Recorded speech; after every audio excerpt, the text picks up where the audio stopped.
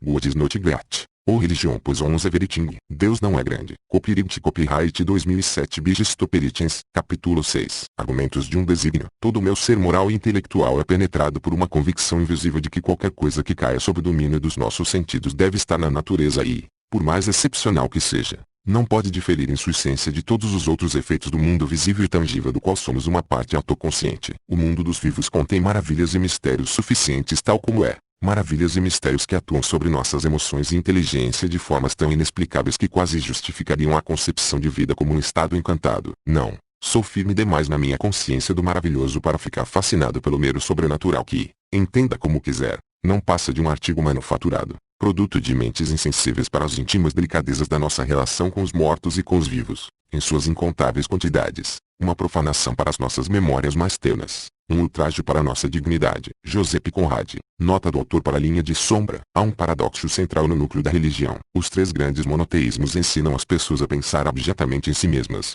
como miseráveis e culpados pecadores prostrados diante de um Deus zangado e ciumento que, segundo relatos discrepantes, os criou do barro e do pau de um coágulo de sangue. As posições de oração são geralmente emulações do servo suplicante perante um monarca mal-humorado. A mensagem é de contínua submissão, gratidão e temor. A vida em si é uma coisa pobre, um intervalo no qual a pessoa se prepara para o além ou a vinda, ou segunda vinda, do Messias. De outro lado, e como forma de compensação, a religião ensina as pessoas a serem bem autocentradas e presunçosas. Assegura-lhes que Deus cuida de todas individualmente, e alega que o cosmos foi criado especificamente com elas em mente. Isso explica a expressão arrogante na face daqueles que praticam religião de maneira ostensiva. Favor desculpar a minha modéstia e humildade, mas acontece que estou ocupado numa missão para Deus. Como seres humanos são naturalmente solipsistas, todas as formas de superstição desfrutam do que poderia ser chamada a vantagem natural. Nos Estados Unidos nós nos esforçamos para aperfeiçoar arranha-céus e aviões a jato de alta velocidade, as duas obras que os assassinos de 11 de setembro de 2001 puseram lado a lado,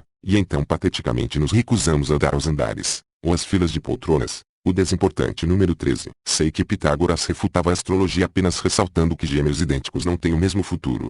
Sei também que o zodíaco foi desenhado muito antes que vários planetas do nosso sistema solar tivessem sido detectados. E é óbvio que entendo que não seria possível que me fosse mostrado meu futuro imediato ou de longo prazo sem que essa revelação alterasse o resultado. Milhares de pessoas consultam os astros diariamente nos jornais e, então, tem ataques cardíacos ou acidentes de trânsito não previstos. Um astrólogo de um tabloide londrino foi certa vez despedido por meio de uma carta do seu editor, que começava: como você sem dúvida previu, em seu Mínima Moralia, Theodor Adorno identifica o interesse em contemplar as estrelas como a consumação da fragilidade mental. No entanto, certa manhã, ao olhar de relance as projetadas situações para Áries, como fiz uma vez para saber que um membro do sexo oposto está interessado e mostrará o interesse, achei difícil suprimir um pequeno surto de empolgação idiótica, que na minha memória sobreviveu à posterior decepção. E então, toda vez que saio do meu apartamento não há sinal de ônibus, ao passo que toda vez que chego de volta em casa há um ônibus chegando. Quando estou de mau humor, só resmungo comigo mesmo que azar o meu, ainda que uma parte do meu pequeno cérebro de 1,5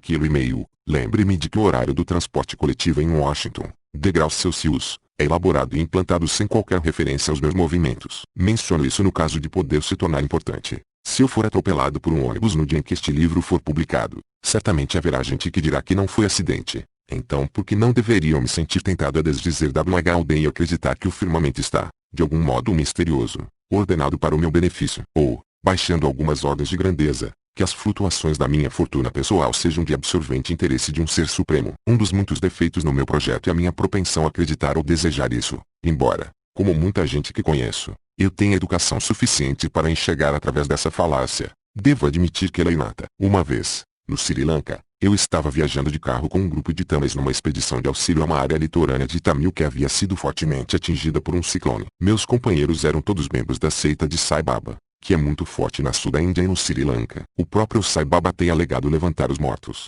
e faz uma apresentação especial diante das câmeras produzindo cinzas sagradas com as palmas das mãos. Por que cinzas? Sempre me perguntei. Em todo caso, a viagem começou com meus amigos quebrando alguns cocos numa rocha para garantir uma viagem segura. Isso evidentemente não deu certo, porque a meio caminho atravessando a ilha, o nosso motorista acertou em cheio um homem que cambaleava à nossa frente enquanto passávamos por uma aldeia correndo demais. O homem ficou horrivelmente ferido e, sendo uma aldeia singalesa, a multidão que de forma rápida se juntou não tinha uma disposição muito favorável a esses intrusos tamis. Foi uma situação muito complicada, mas fui capaz de diluí-la um pouco sendo inglês, vestindo um branquíssimo terno tipo Graham Greene e tendo credenciais de imprensa emitidas pela Polícia Metropolitana de Londres. Isso impressionou o guarda local o suficiente para nos liberar temporariamente, e meus companheiros, que tinham estado de fato muito apavorados, ficaram mais que gratos pela minha presença e pela minha habilidade de falar rápido. Na verdade, telefonaram à sua sede de culto para anunciar que o próprio Sai Baba estivera conosco, na forma temporária da minha pessoa. Dali por diante,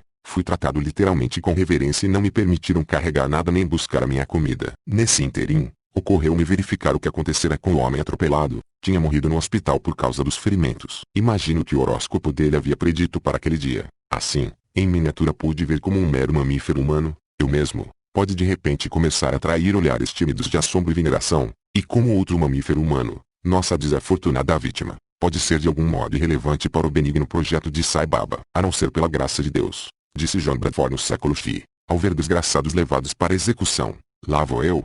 O que esta observação aparentemente compassiva na verdade significa, não que realmente signifique alguma coisa, é, pela graça de Deus lá vai outra pessoa. Enquanto escrevia este capítulo, um acidente extremamente chocante ocorreu numa mina de carvão na Virgínia Ocidental. 13 mineiros sobreviveram à explosão mas ficaram presos no interior da mina, concentrando a atenção do país para todo um ciclo de notícias até que, com imenso alívio, foi anunciado que haviam sido localizados sãos e salvos. Essas notícias alegres acabaram se revelando prematuras, o que constituiu uma insuportável angústia adicional para as famílias que já tinham começado a comemorar e dar graças antes de descobrir que todos exceto um dos homens havia sido sufocado sob a rocha. E também foi um constrangimento para os jornais e boletins noticiosos que tinham se apressado demais com o falso consolo. E você é capaz de adivinhar qual fora a manchete desses jornais e boletins? Claro que é capaz. Milagre, com ou sem o ponto de exclamação, foi a invariável escolha. Sobrevivendo zombeteiramente impressa na memória para intensificar a dor dos parentes. Não parece haver palavra para descrever a ausência de intervenção divina nesse caso. Mas os humanos desejam acreditar as coisas boas como miraculosas,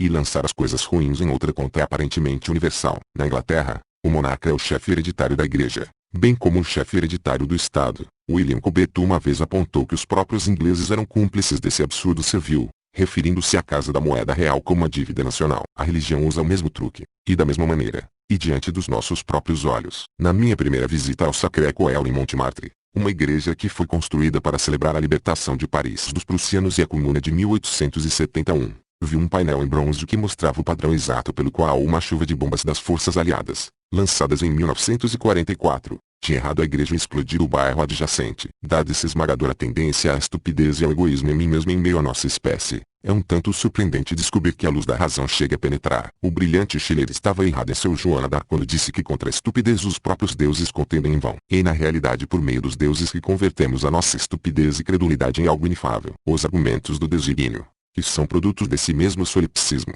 assumem duas formas, macro e micro, e foram famosamente resumidas por William Paley, 1743-1805, em seu livro Natural Philosophy. Aqui encontramos o simples exemplo do humano primitivo que topa com um relógio funcionando. Ele pode não saber para que serve, mas pode discernir que não é uma rocha ou vegetal, e que foi fabricado, e até mesmo fabricado com algum propósito. Paley quis estender essa analogia tanto à natureza quanto ao homem. Sua complacência e mau discernimento são bem captados por J. G. Farrell em seu retrato de um sacerdote vitoriano treinado por Paley, em T.C. of Krishnapur. Como você explica o mecanismo sutil do olho, infinitamente mais complexo que o mero telescópio que a miserável humanidade foi capaz de inventar? Como você explica o olho da guia, que poderia ser danificado por sem tocar em lama e pedras, e é, portanto, protegido por uma cobertura córnea transparente? Como é que a íris do olho de um peixe não se contrai? Ah, pobre jovem mal orientado, é porque o olho do peixe foi projetado por ele que está acima de tudo, para adaptar-se à luz fraca em que o peixe faz sua coosa moradia. Como você explica o javali indiano? Gritou ele. Como você explica seus dois dentes curvos, com mais de 1 metro de comprimento, crescendo para cima da mandíbula superior? Para se defender? Não, meu jovem. Para esse propósito ele tem duas presas saindo da mandíbula inferior como as de um javali comum. Não. A resposta é que o animal dorme em pé e, para sustentar a cabeça, engancha as presas superiores nos galhos das árvores.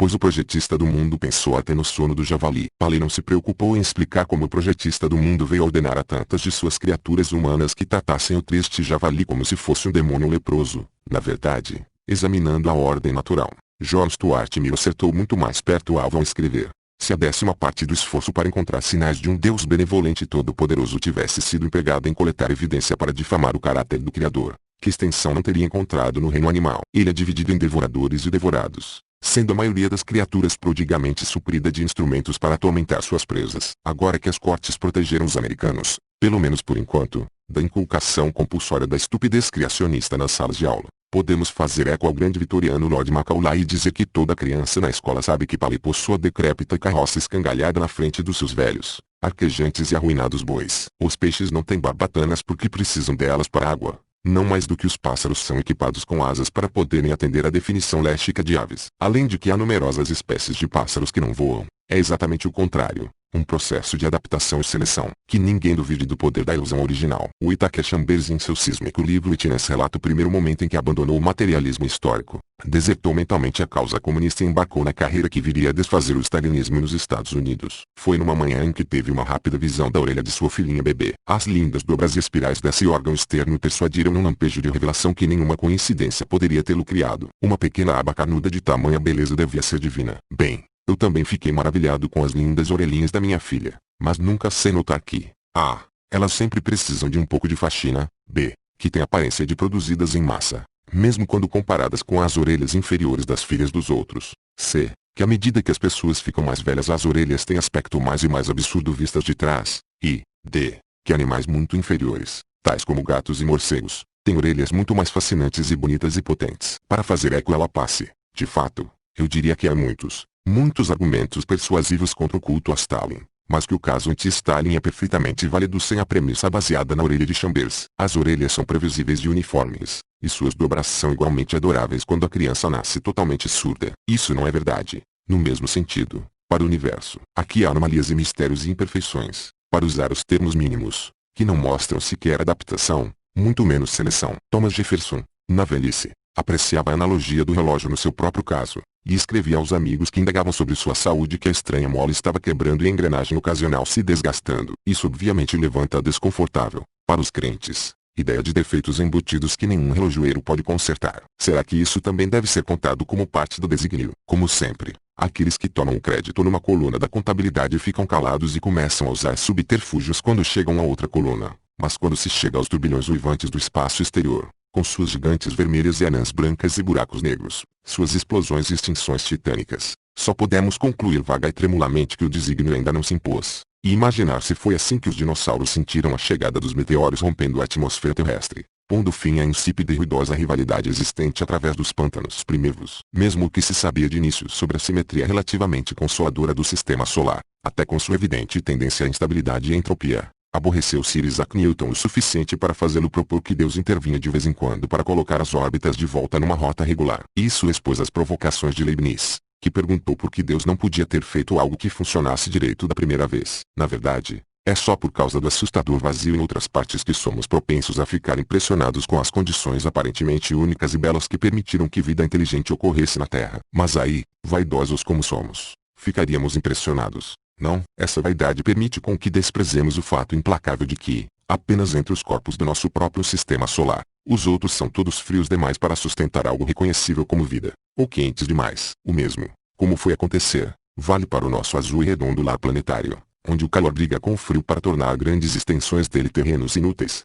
e onde aprendemos a viver, e sempre vivemos, numa exígua lâmina climática. Ao mesmo tempo, o Sol está se aprontando para explodir e devorar os planetas dependentes como um ciumento-chefe ou divindade tribal. Belo projeto. Até aí a dimensão macro e a micro. Desde que foram obrigados a participar dessa discussão, o que fizeram com grande relutância, os religiosos têm tentado fazer a admoestação de Hamlet a Horácio de que existem mais coisas entre céu e a terra do que sonham os meros humanos. Nosso lado reconhece de boa vontade este ponto. Estamos preparados para descobertas no futuro que deixarão nossas faculdades mais atordoadas que os vastos avanços do conhecimento que chegaram a nós desde Darwin e Einstein. No entanto, essas descobertas chegarão a nós da mesma maneira, por meio de paciente, escrupulosa e, dessa vez, esperamos, irrestrita investigação. Nesse meio tempo, também temos de aperfeiçoar nossas mentes mediante o exercício laborioso da refutação das mais recentes asneiras concebidas pelos fiéis. Quando os ossos de animais pré-históricos começaram a ser descobertos e examinados no século XIX, houve aqueles que disseram que os fósseis haviam sido colocados na rocha por Deus, com o objetivo de testar a nossa fé. Isso não pode ser refutado. E tampouco a minha teoria mascote de que,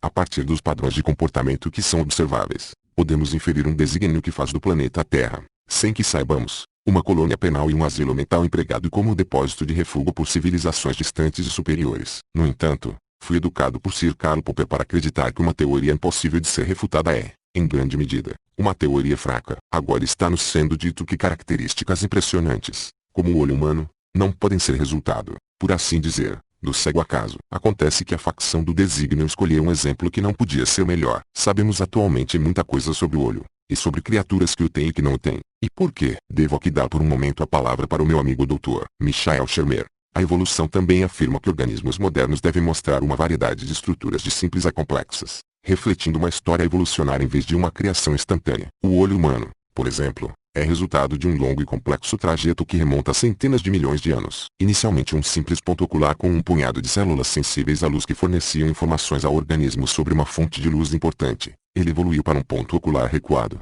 onde uma pequena indentação superficial preenchida com células sensíveis à luz fornecia dados adicionais sobre a direção da luz. Então num ponto ocular de recuo profundo, onde células adicionais com maior profundidade fornecem informação mais acurada sobre o ambiente. Então um olho câmera pontual que é capaz de focalizar uma imagem no fundo de uma camada profundamente recuada de células sensíveis à luz. Então numa lente pontual que é capaz de focalizar a imagem. Então um olho complexo encontrado em modernos mamíferos como os humanos. Todos os estágios intermediários desse processo foram localizados em outras criaturas e sofisticados modelos computacionais foram desenvolvidos para testar a teoria, mostrando que ela realmente funciona. Há uma prova adicional da evolução do olho, como ressalta Shermer, e a inaptidão do seu desígnio. A anatomia do olho humano, na verdade, mostra qualquer coisa menos inteligência no seu desígnio. Ele é construído de cabeça para baixo e de trás para frente, requerendo que fótons de luz viajem através da córnea, da lente, de fluido aquoso, vasos sanguíneos, células gliais, células amacrinas, células horizontais e células bipolares antes de chegar aos bastões e côneas sensíveis à luz que traduzem o sinal luminoso em impulsos neurais, que são então enviados para o córtex visual na parte posterior do cérebro para processamento em padrões significativos. Para uma visão ideal, por que um projetista inteligente teria construído um olho de cabeça para baixo e de trás para frente? É porque evoluímos a partir de bactérias desprovidas de visão, que agora descobrimos que compartilham o nosso DNA, é que somos tão míopes. Essa é a mesma mal projetada óptica, completa com um deliberadamente projetado ponto cego na retina, por meio da qual os primeiros humanos alegavam ter visto milagres com seus próprios olhos. O problema nesses casos estava localizado em alguma outra parte do córtex, mas nunca devemos esquecer a injunção de Charles Darwin de que mesmo os mais evoluídos de nós continuarão a carregar o indelével selo de sua origem humilde. Eu acrescentaria a Shermer que,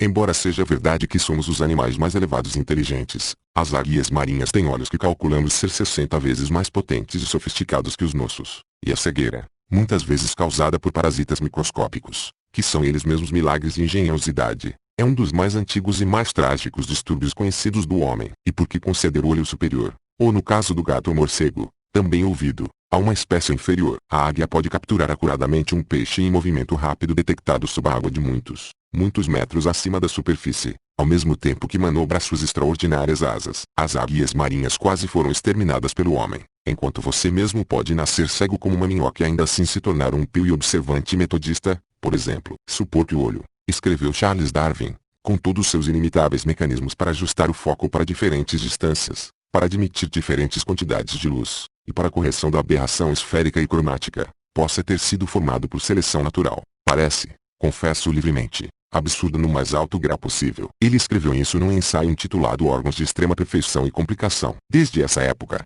a evolução do olho tornou-se quase um departamento de estudo separado. E por que não? É imensamente fascinante e gratificante saber que pelo menos 40 diferentes configurações de olhos, e talvez 60 configurações diferentes, evoluíram de maneiras bem distintas e paralelas, ainda que comparáveis. O Dr. Daniel Nilsson, talvez a mais importante autoridade no assunto, descobriu entre outras coisas que 3 grupos inteiramente diferentes de peixes desenvolveram de modo independente 4 olhos. Uma dessas criaturas marinhas, Batelichinopsis exiliis, possui um par de olhos virados para fora, e outro par de olhos, engastados na parede dos 2 principais, que voltam seu olhar diretamente para baixo. Isso seria um estorvo para a maioria dos animais, mas para um bicho aquático tem algumas vantagens óbvias. É altamente importante notar que o desenvolvimento embriológico do segundo par de olhos não é uma cópia em miniatura do primeiro par, mas de uma evolução completamente distinta. Como coloca o Dr. Nilsson numa carta a Richard Dawkins, essa espécie reinventou a lente apesar do fato de já tê-la inventado. Serve como um bom apoio para o ponto de vista de que a lente não é difícil de se desenvolver. Uma divindade criativa,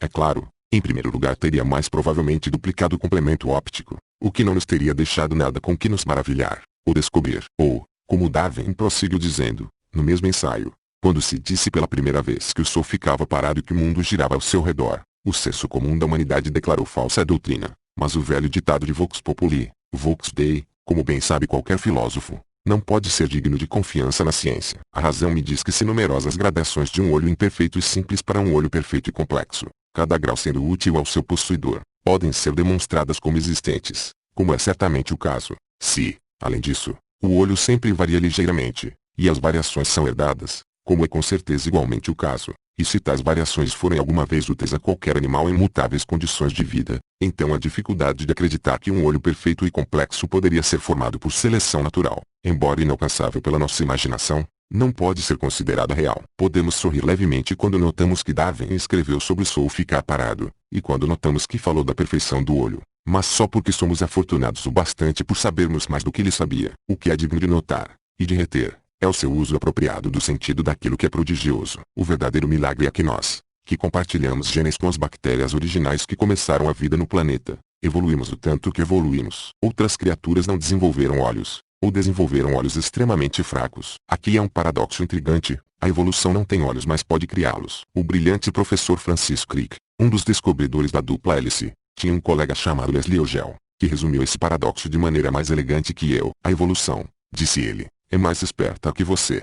Mas esse elogio à inteligência da seleção natural não é, de modo algum, uma concessão para a estúpida noção de um design inteligente. Alguns dos resultados são extremamente impressionantes. Como estamos propensos a pensar em nosso próprio caso. Que obra-prima é o homem, exclama Hamlet, antes de prosseguir para se contradizer um pouco ao descrever o resultado como quintessência do pó. Ambas as afirmações têm o mérito de serem verdadeiras, mas o processo pelo qual os resultados são obtidos é lento e infinitamente laborioso, e nos deu uma cadeia de DNA repleta de entulho inútil e que tem muito em comum com criaturas bem inferiores. O selo da nossa origem humilde pode ser encontrado no nosso apêndice, na nossa agora desnecessária camada de pelos que ainda crescem, e caem, depois de 5 meses no útero, nos nossos joelhos facilmente desgastáveis, na nossa cauda vestigial, e nos muitos caprichos dos nossos arranjos urogenitais. Por que é que as pessoas continuam dizendo Deus está nos detalhes? Ele não está nos nossos, a menos que seus simplórios fãs criacionistas queiram assumir o crédito pela sua falta de jeito, falibilidade e incompetência. Aqueles que se renderam, não sem muita luta, à esmagadora evidência da evolução, estão agora tentando conferir a si mesmos uma medalha pela sua própria aceitação da derrota. A própria magnificência e variedade do processo, eles agora se apressam em dizer, argumenta em favor de uma mente originadora e diretora. Dessa maneira, eles optam em fazer do seu pretenso Deus um tolo desastrado, transformando num remendão, num desajeitado que só dá mancadas e faz as coisas à meia boca e que levou anos para criar algumas poucas figuras aproveitáveis juntando, nesse meio tempo, pilhas de entulho e fracassos. Será que eles não têm mais respeito que isso pela sua divindade? Dizem insensatamente que a biologia evolucionária é só uma teoria, o que traz sua ignorância do significado da palavra teoria, bem como do significado da palavra desígnio. Uma teoria é algo que evoluiu, perdoem a expressão, para se ajustar a fatos conhecidos. Será uma teoria bem-sucedida se sobreviver à introdução de fatos até então desconhecidos, e torna-se uma teoria aceita se puder fazer predições acuradas sobre coisas ou eventos que ainda não foram descobertos, ou que ainda não ocorreram. Isso pode levar tempo, e também está sujeito à versão do procedimento de Ockham. Astrônomos dos faraós do Egito eram capazes de prever eclipses mesmo acreditando que a Terra era plana. Só que precisavam de um bocado mais de trabalho. A predição de Einstein do desvio angular preciso da luz estelar devido à gravidade, verificado durante um eclipse na costa ocidental da África que ocorreu em 1919, foi mais elegante e serviu para sustentar a sua teoria da relatividade. Há muitas disputas entre os evolucionistas sobre como ocorreu o complexo processo, e como efetivamente começou. Francis Crick chegou a se permitir flertar com a teoria de que a vida foi inseminada na Terra por bactérias espalhadas pela passagem de um cometa. No entanto, todas essas disputas, quando se forem resolvidas, serão solucionadas usando os métodos científicos e experimentais até agora provados. Em contraste, o criacionismo, ou design inteligente cuja única inteligência é encontrada na dissimulada redenominação de si mesma, nem sequer é uma teoria. Em toda sua bem definida propaganda, jamais chegou a tentar mostrar como uma única peça do mundo natural é mais bem explicada por desígnio do que por competição evolucionária. Em vez disso, ele se dissolve em tautologia pueril. Um dos questionários criacionistas propõe-se uma indagação tipo sim, não, a seguir. Você sabe de alguma construção que não tenha tido construtor? Você sabe de alguma pintura que não tenha tido pintor? Você sabe de algum carro que não tenha tido fabricante? Se você respondeu sim a alguma das perguntas acima, dê detalhes. Nós sabemos a resposta em todos os casos. Essas foram invenções trabalhosas, também por tentativa e erro, da humanidade, e foram trabalho de muitas mãos, e ainda estão evoluindo. É isso que faz do ignorante sarcasmo criacionista um disparate, ao comparar a evolução com um redemoinho soprando através de um amontoado de partes e surgindo de repente com um avião a jato jumbo. Para começo de conversa, não há partes espalhadas por aí à espera de serem montadas. Outra coisa, o processo de aquisição e descarte das partes, especialmente as asas, está tão longe de um redemoinho quanto se possa conceber. O tempo envolvido mais parece o de uma geleira que o de uma tempestade. E outra coisa mais, aviões a jato jumbo não estão crivados de partes supérfluas ou que não funcionam, pessimamente herdadas de aeronaves menos eficientes. Porque concordamos com tanta facilidade em chamar essa desmascarada e velha não teoria pelo seu novo e astutamente escolhido disfarce de design inteligente. Não há absolutamente nada de inteligente nele. É a mesma baboseira de sempre.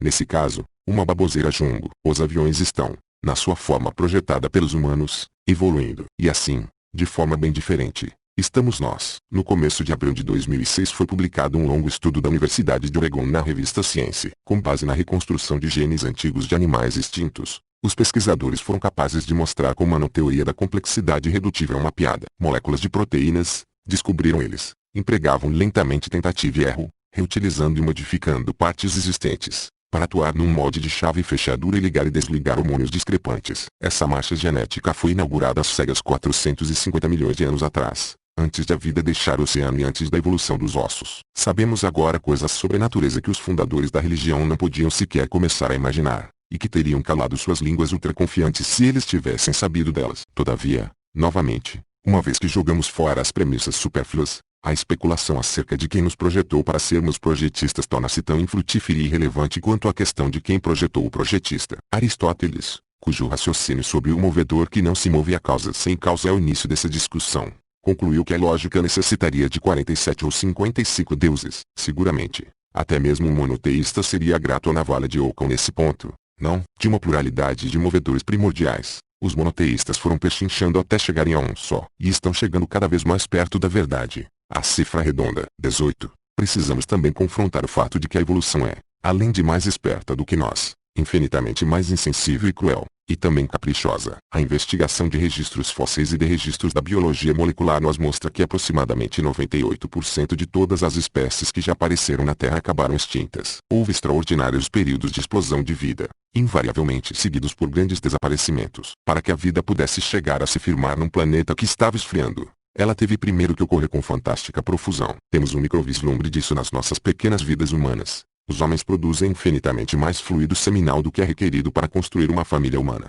e são torturados, de maneira não de todo desagradável, pela necessidade urgente de espalhá-lo por toda parte, ou então livrar-se dele. As religiões contribuíram desnecessariamente para essa tortura e condenando várias maneiras simples de aliviar essa pressão presumivelmente designada, a exuberante e prolífica variedade de vida de insetos, ou da vida de pardais, salmão ou bacalhau, é um desperdício titânico que assegura, em alguns casos, mas não todos, que haja suficientes sobreviventes. Os animais superiores dificilmente estão isentos desse processo. As religiões que distinguimos também surgiram, por razões autoevidentes, de povos que conhecemos. E na Ásia, no Mediterrâneo e no Oriente Médio, o registro humano pode remontar um período de tempo impressionantemente longo e contínuo. No entanto, mesmo os mitos religiosos mencionam períodos de trevas e pragas e calamidades, quando parecia que a natureza tinha se voltado contra a existência humana. A memória popular, agora confirmada pela arqueologia, faz parecer altamente provável que enormes inundações tenham ocorrido quando o Mar Negro e o Mediterrâneo foram formados, e que esses acontecimentos terríveis e medonhos continuaram a impressionar os contadores de histórias da Mesopotâmia e de outras partes. Todo ano,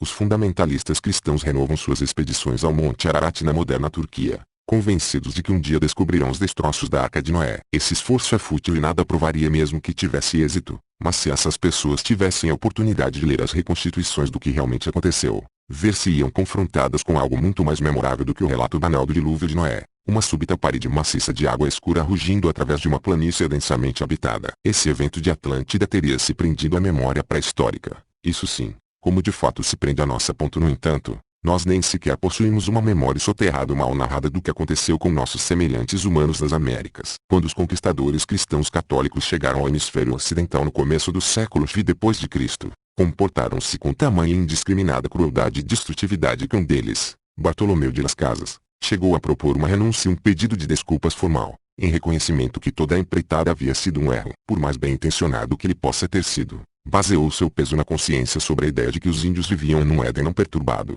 e que Espanha e Portugal tinham perdido a chance de redescobrir a inocência que antecedera a queda de Adão e Eva. Esse era um disparate que manifestava um desejo e, também, uma extrema condescendência. Os Olmecas e outras tribos tinham seus próprios deuses, aplacados principalmente por sacrifícios humanos, e também haviam desenvolvido elaborados sistemas de escrita, astronomia, agricultura e comércio. Registravam sua história e haviam descoberto um calendário de 365 dias que era mais acurado que seus correspondentes europeus. Uma sociedade em particular, os maias, também conseguira conceber o belo conceito de zero ao qual aludi anteriormente, e sem o qual o cálculo matemático é muito difícil. Pode ser significativo que o papado da Idade Média tenha resistido à ideia de zero como estranha e herética, talvez por causa da sua origem supostamente árabe, na realidade sânscrita, mas talvez também porque contivesse uma possibilidade assustadora. Alguma coisa se conhece das civilizações do istmo americano, mas até bem pouco tempo não sabíamos das vastas cidades e redes que um dia se estenderam através da bacia amazônica em algumas regiões dos Andes. Apenas recentemente foi iniciado um trabalho sério de estudo dessas impressionantes sociedades,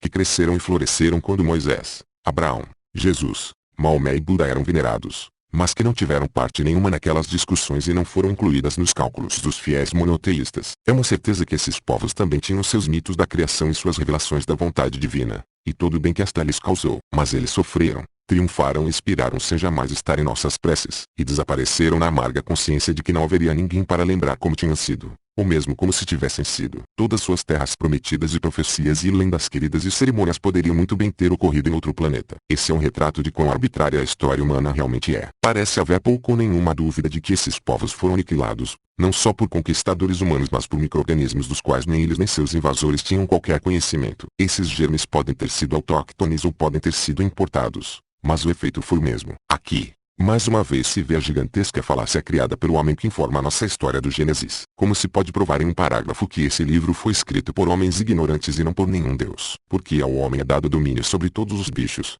aves e peixes. Mas não são especificados dinossauros nem plesiosauros nem pterodáctilos porque os autores não sabiam da sua existência, muito menos da sua criação supostamente especial e imediata. E tampouco é mencionado algum marsupial, porque a Austrália, a candidata seguinte para o novo Éden após a Mesoamérica, ainda não estava em nenhum mapa. E o mais importante, no Gênesis não é concedido ao homem o domínio sobre germes e bactérias porque a existência dessas criaturas necessárias, porém perigosas, não era conhecida ou compreendida. E se tivesse sido conhecida ou compreendida, teria ficado imediatamente aparente que essas formas de vida tinham domínio sobre nós, e continuariam a desfrutá-lo de maneira inconteste até os sacerdotes serem empurrados para fora e a pesquisa médica finalmente ter uma oportunidade. Mesmo hoje, o equilíbrio entre o Homo sapiens e o exército invisível de micróbios de Louis Pasteur não está de maneira alguma decidido, mas o DNA ao menos nos possibilitou sequenciar o genoma dos nossos rivais letais, como o vírus da gripe aviária, e a elucidar o que temos em comum. Provavelmente a tarefa mais assustadora que enfrentamos, como animais parcialmente irracionais com glândulas adrenais demasiado grandes e lobos pré-frontais demasiado pequenos, é a contemplação do nosso próprio peso relativo no esquema de coisas. Nosso lugar no cosmos é tão inimaginavelmente pequeno que não podemos, com o mísero dote de matéria craniana, contemplá-lo por muito tempo. Não menos difícil é a percepção de que talvez possamos ser bastante aleatórios em termos de presença na Terra. Podemos ter aprendido sobre a nossa modesta posição na escala, sobre como prolongar nossas vidas, curar nossas doenças, aprender a respeitar e lucrar com outras tribos e outros animais, e empregar foguetes e satélites para facilitar a comunicação. Mas então, a consciência da vinda de nossa morte, que será sucedida pela morte da nossa espécie e pela morte térmica do universo, oferece escasso conforto. Ainda assim, pelo menos não estamos na posição daqueles humanos que morreram sem sequer ter tido a chance de contar sua história, e que estão morrendo hoje, neste momento, após alguns minutos vazios e sofridos de uma existência de dor e medo. Em 1909, foi feita uma descoberta de imensa importância nas montanhas rochosas canadenses, na fronteira da Colômbia Britânica. Ela é conhecida como folheiro de Bourget, embora seja uma formação natural e não tenha propriedades mágicas. É quase como uma máquina do tempo ou uma chave que nos permite visitar o passado. O passado muito remoto. Essa pedreira de xisto começou a existir cerca de 570 milhões de anos atrás e registra o que os paleontologistas chamam familiarmente de explosão cambriana. Da mesma forma como houve grandes mortes e extinções durante o tempo evolucionário, houve também enérgicos momentos em que a vida de repente voltou a ser profusa e variada. Um designador inteligente poderia ter se arranjado sem esses episódios caóticos de criação e extinção. A maioria dos animais modernos sobreviventes tem suas origens nessa grandiosa florescência cambriana, mas até 1909 éramos incapazes de visualizá-los em algo semelhante ao seu habitat original. Até então, também, tínhamos que nos apoiar em evidência proveniente de ossos e conchas, enquanto o folheiro de Bourget contém muita anatomia mole e fossilizada, inclusive conteúdo de sistemas digestivos. É uma espécie de pedra de Roseta para a decodificação das formas de vida. Nosso próprio solipsismo, muitas vezes expresso em forma de diagrama ou caricatura,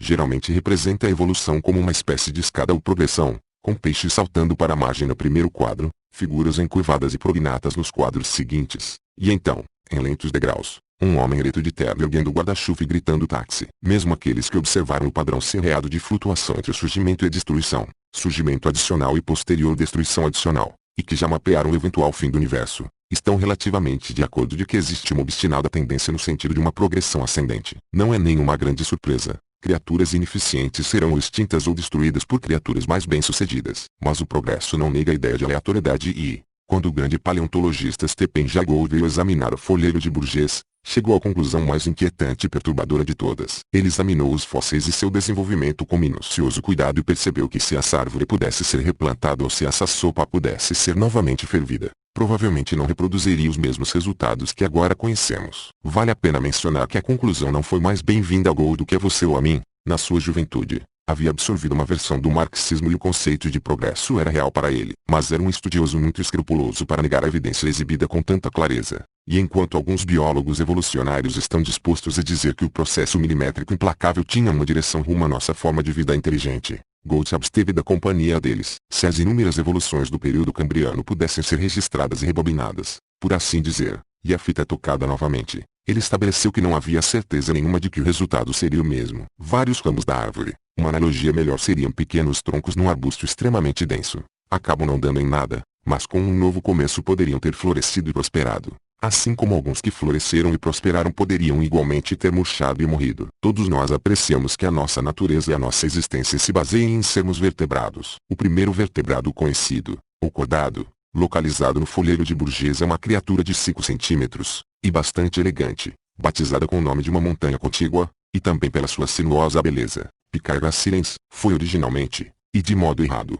classificada como um verme. Não devemos esquecer o quanto nosso conhecimento é de fato recente, mas em seus segmentos, musculatura e flexibilidade da espinha dorsal é um ancestral necessário que, no entanto, não requer adoração. Milhões de outras formas de vida pereceram antes de terminar o período cambriano, mas esse pequeno protótipo sobreviveu. Citando Gould, rebobine a fita do tempo de volta para a época de Bourget, e toque de novo. Se o Picaia não sobreviver no reply, nós estaremos apagados da história futura, todos nós, desde o tubarão, passando pelo pintacilgo, até o orangotango. Não penso que qualquer deficiente, dada a evidência de Bourget como é hoje conhecida, teria chances muito favoráveis para a mesma persistência que o Picaia teve. E assim, se você quiser fazer a pergunta que atravessa as eras, por que os humanos existem?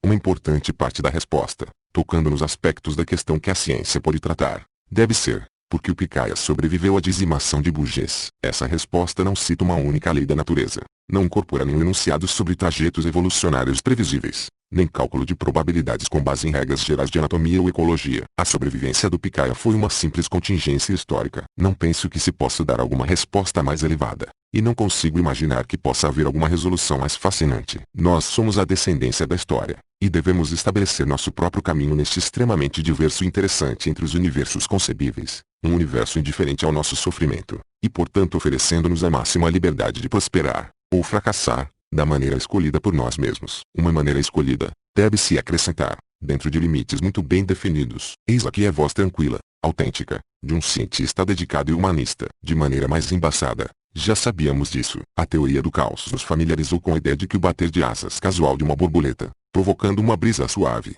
pode produzir um furioso tufão. O personagem Algiemache, de Saul Bellow, observou com perspicácia o corolário da fritilária que diz que se você segura uma coisa, você segura a adjacente. E o livro atordoante, mas imensamente revelador de Gould sobre o folheiro de Bourget é intitulado Vida Maravilhosa, um eco de um dos mais queridos filmes sentimentais americanos. 20. No clímax desse filme envolvente mas abismal, Jean Stewart deseja nunca ter nascido, mas então um anjo lhe mostra como seria o mundo se seu desejo fosse realizado. Uma plateia de capacidade intelectual limitada recebe então um lampejo vicário de uma versão do princípio da incerteza de Heisenberg. Qualquer tentativa de medir algo tem o efeito de alterar minimamente aquilo que está sendo medido. Só recentemente estabelecemos que a vaca é parente mais próxima da baleia do que do cavalo. Outros prodígios com certeza nos esperam. Se a nossa presença aqui, na nossa forma presente, é de fato aleatória e contingente, Então pelo menos podemos olhar com consciência para diante, para a evolução futura dos nossos pobres cérebros e para os estupendos avanços em medicina e extensão da vida,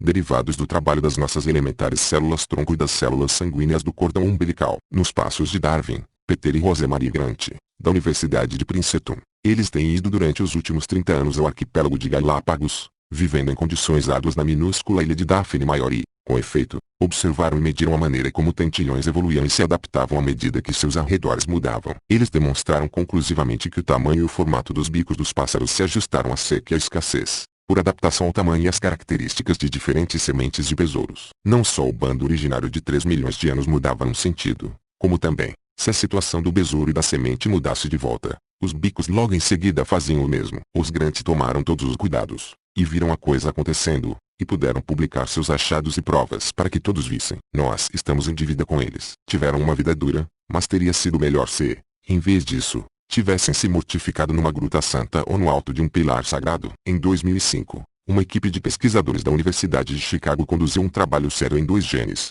conhecidos como microcefalina e aspium, que quando avariados são a causa da microcefalia. Bebês que nascem com essa condição têm o córtex cerebral encolhido, provavelmente um lembrete do período em que o cérebro humano era muito menor do que agora. Considera-se em geral que a evolução dos seres humanos completou-se em torno de 50 mil a 60 mil anos atrás, um pequeno instante no tempo evolucionário. Todavia esses 2 genes aparentemente vêm evoluindo mais depressa nos últimos 37 mil anos, levantando a possibilidade de que o cérebro humano seja uma obra em progresso. Em março de 2006, um trabalho adicional na mesma universidade revelou que há cerca de 700 regiões do genoma humano onde os genes foram remodelados por seleção natural nos últimos 5 mil a 15 mil anos. Esses genes incluem alguns dos responsáveis pelos nossos sentidos de gosto e cheiro, digestão, estrutura óssea, cor da pele e função cerebral. Um dos grandes resultados emancipadores da genômica é mostrar que todas as diferenças raciais e de cor são recentes, superficiais e enganosas. É uma certeza moral que entre o momento que eu acabar de escrever este livro e o momento em que ele for publicado, várias outras descobertas fascinantes e esclarecedoras terão sido feitas nesse florescente campo. Pode ser cedo demais para dizer que todo progresso é positivo ou para cima,